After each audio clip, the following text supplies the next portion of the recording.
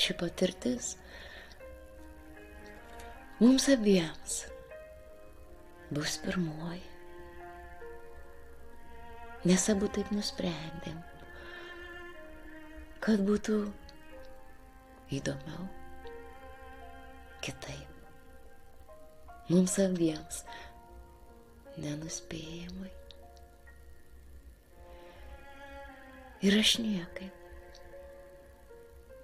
niekaip negalėjau suprasti, kokį kvepalų aromatą tu pasirinkai. Aš niekaip negalėjau suprasti, kokį jį pasirinkau aš.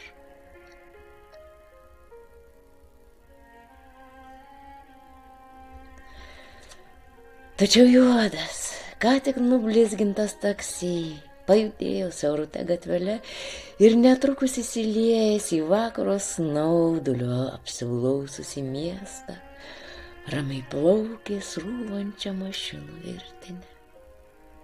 Blykčiojančios pro mašinos langus gatvės šviesos žaižravo jauduliu tavo skvarbiame akių žvilgsnyje, kuriame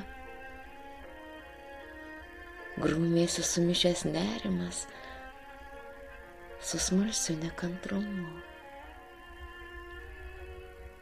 Tu supratai, kad aš ir be žodžių perskaičiau viską, ko tu norėjai manęs paklausti, dar stovėdama erdvaus kambario tarpduryje. Ir jau taip senai visus mano atsakymus tu skaitai ne iš lūpų. Jie visi visada atsispindi mano akyse, mano žvilgsnyje, mano prisilietimuose.